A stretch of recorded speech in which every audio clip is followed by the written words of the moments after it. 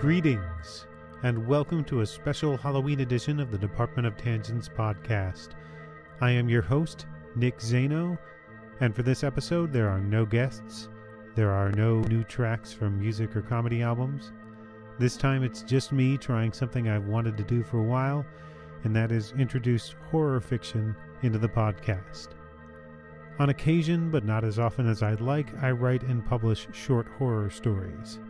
So today, I will be reading a story I wrote called Walter's Friends, about a park ranger who takes a peculiar job on a place called North Brother Island, which is a real location and very much worth Googling if you enjoy creeping yourself out looking at photos of old abandoned buildings. This was my first published short from One Buck Horror, Volume 4, and if you enjoy this, I'll do more of it, hopefully with some guest contributors. So happy Halloween, everyone. Please enjoy Walter's Friends.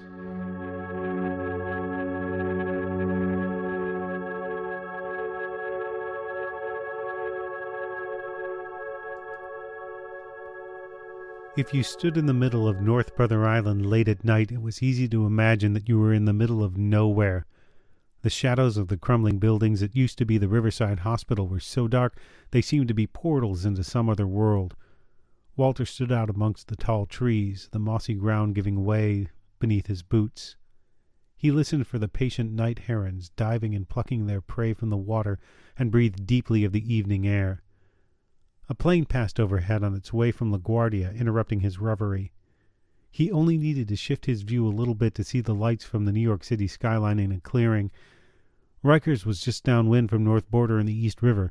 Most everything else on the surrounding shores, less than a mile away, was factory buildings or industrial ports. Walter began his trek through the trees to his bunkhouse on the southeastern tip of the island. In the faint light he could make out the figures standing almost motionless amongst the tree trunks.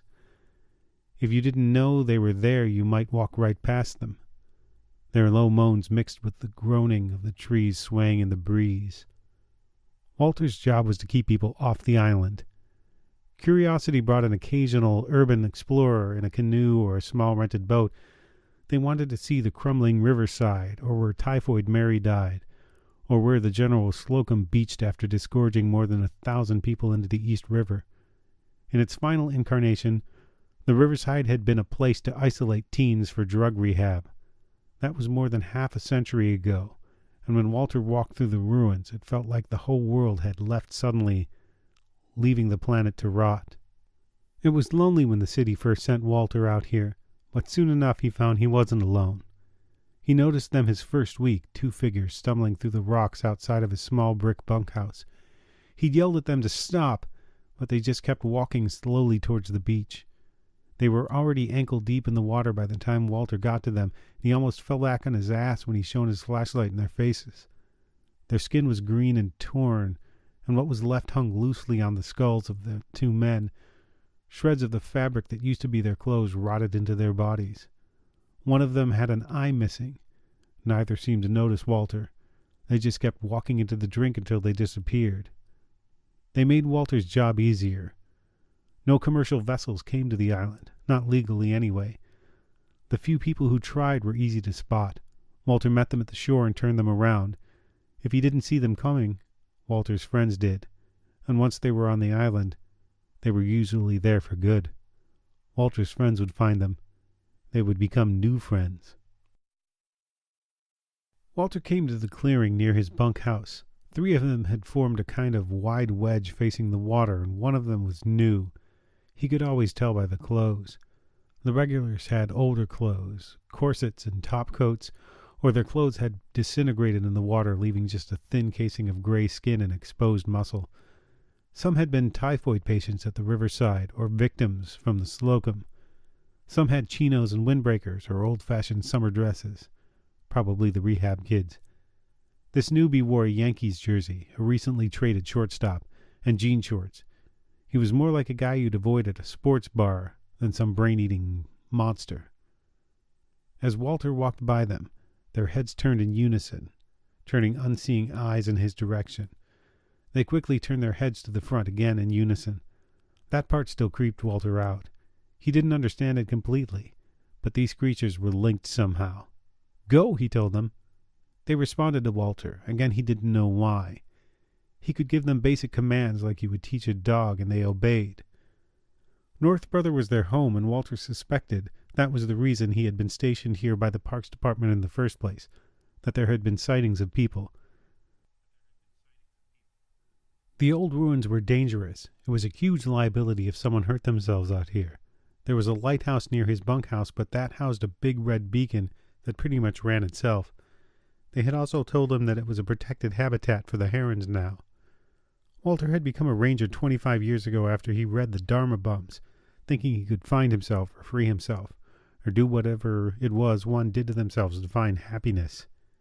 He didn't mind being alone, so he was a good fit for the job and no one else wanted it. Now he was sure he knew why. A month after Walter had moved into the little brick building, his supervisor started asking questions about the island. "How are you settling in? Seen anything strange?" he'd asked. Walter never reported the walking corpses. Who would have believed it if he did? "No," he'd said. "The planes are noisy, but other than that, I've got the best rent-controlled apartment in the city, with my own park to boot." Rick, the ferry operator, who brought Walter regular supplies and sometimes took him over to the shore, had let it slip once. "How do you like Zombie Island?" he'd asked as Walter helped him unload a few boxes of groceries and supplies. The question had startled Walter, but he stifled his reaction and gave a short laugh. "You trying to scare me?" "Nah, just something people call this place sometimes," Rick said. "They think they see people here. Probably kids getting drunk." "Haven't seen anything," Walter said. After the first year, his supervisor had stopped asking. Then the supervisor was replaced. The new guy probably didn't know anything about it. He never heard the name Zombie Island again. But of course it was true. The East River was crawling with zombies. It was harder for them to get to shore and get into the city since they couldn't crawl up the ladders or docks or scale the more dramatic vertical surfaces over there. But every so often, there would be a gruesome murder near the water. Someone chewed up and ripped apart. Usually someone homeless, so it didn't attract much attention. But Walter had learned to follow the online police blotters in the tabloids. There had even been an outbreak of typhoid the previous year that confounded the CDC. Walter thought someone had crossed paths with a walker and decided not to tell anyone. Probably thought it was another crazy drifter. Walter had tried to give the walkers a wide berth at first.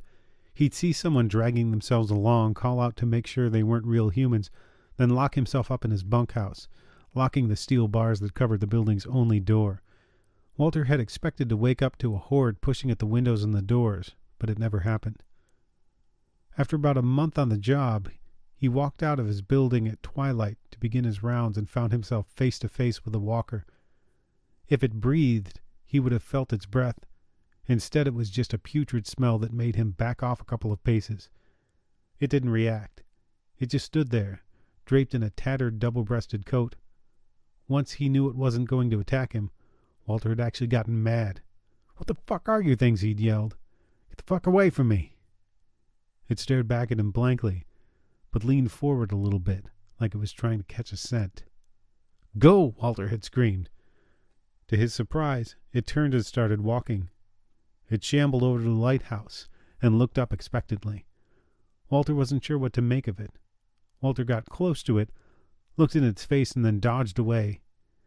He approached it hesitantly again, getting almost close enough to touch it, then again took a few steps back. He approached one more time, this time at a normal pace, and stood directly in front of the walker, brow furrowed. "Hello," Walter said. "Anyone in there?" He wasn't really expecting an answer. "What are you looking at?" Walter said, more to himself than the walker. He raised a hand and poked at its shoulder. It swatted at him as if it were brushing off a fly. Walter did it again, and again the walker swept its arm at him. Could it possibly be annoyed? Walter looked back at the lighthouse and then at the walker. He noticed the jacket again. It was faded and worn and wet, but looked like the kind of thing a naval officer might have worn years ago. Walter nodded and grimaced, tongue sticking slightly out of his teeth. He turned back to the lighthouse, found his key, and opened the door. "Is this what you want?" Walter said. He waved his arms and called to the walker again until it noticed the open door. It began to move, slowly but surely. It found the door and the circular staircase. Walter got out of its way. It fell on the first step but started crawling. Walter followed him the whole way up. It finally got to the top, pulled itself to its feet, and walked to the window where it stopped moving. Walter walked up beside it and looked out, trying to figure out what it was looking at. He felt silly. There was something in each eye socket, but it probably wasn't a seeing eye. This must have been the lighthouse keeper once, returning to his post. Walter relaxed a little. Well, aren't we the dedicated civil servant? Walter looked out at the water, then back at the former lighthouse keeper. What are we waiting for, then? Watching for the Slocum? Walter stayed for a little while, giving the lighthouse a casual inspection.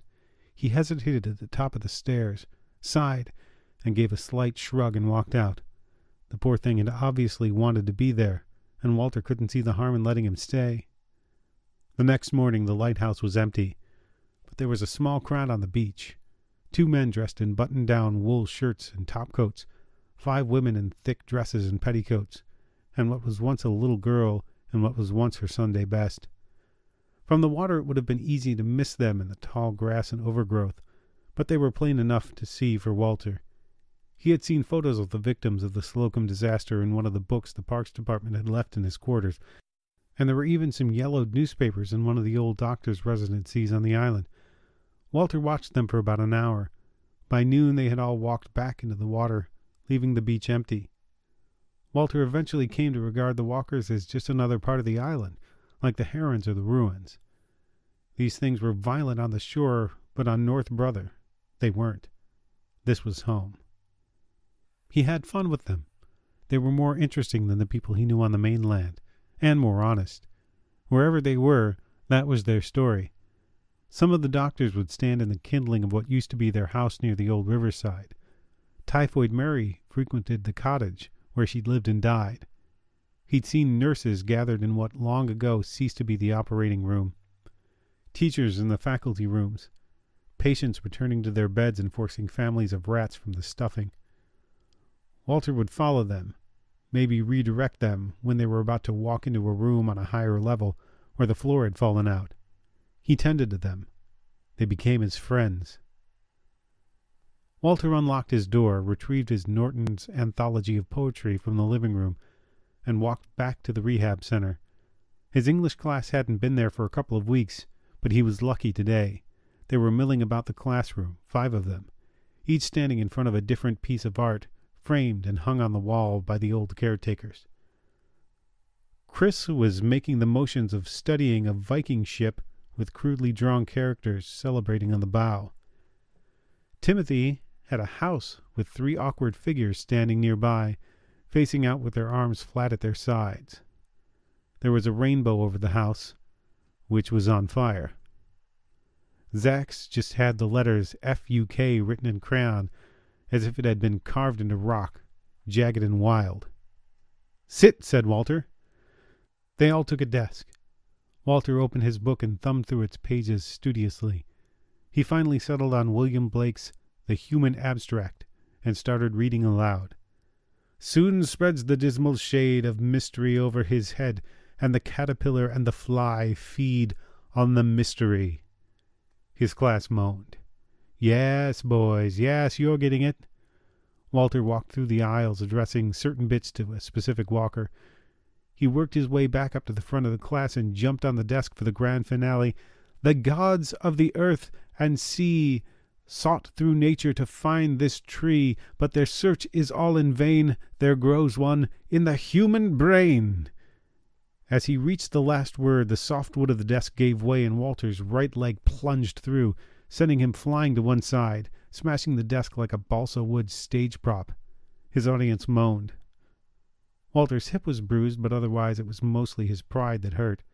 He extracted himself from the kindling and stood up, finding his book and putting it in the crook of his arm.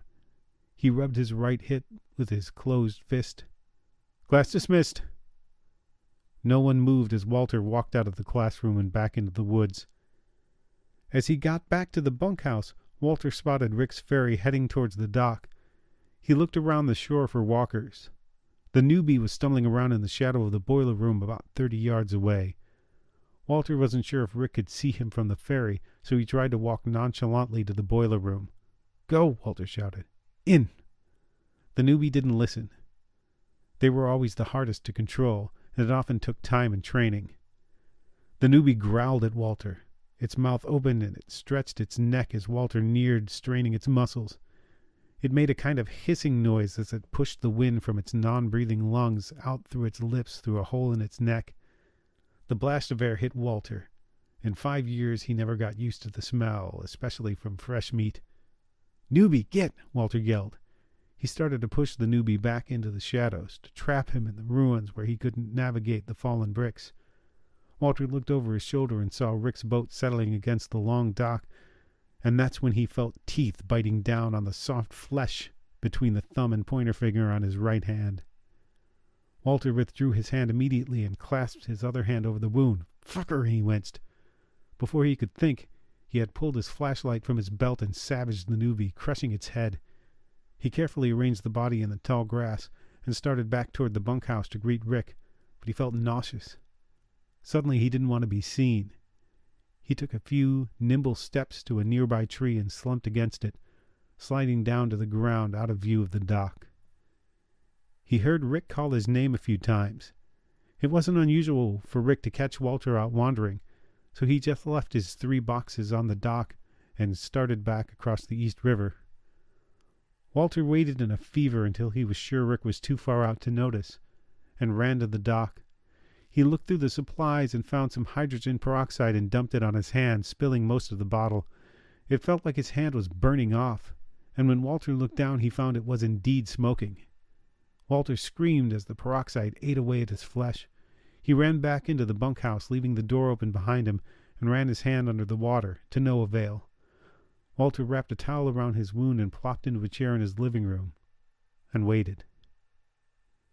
He always knew this could happen, but now that it was here, reality was turning. It felt impossible. Then they started coming. The lighthouse keeper made his way down from his perch. The students left the classroom. The crew from the Slocum emerged from the water. Typhoid Mary from her cottage across the island. They entered the house one by one and stood in a rough circle around Walter. Funny, Walter thought. He'd never let him into the bunkhouse before because it was too dangerous. But now it felt right. Like a family gathering. Like Thanksgiving. The fever started to break.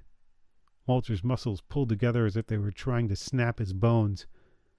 The decomposing faces seemed almost sympathetic as Walter lurched towards the last few minutes of human consciousness. As he felt himself let go, he thought, "At least I'm amongst friends."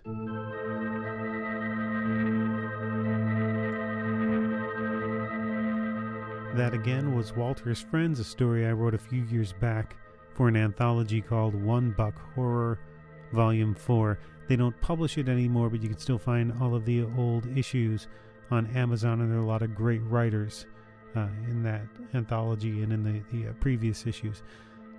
Thanks again for indulging the experiment. I hope you enjoyed this. If you did, let me know. I'd like to do more of it. And happy Halloween from the Department of Tangents.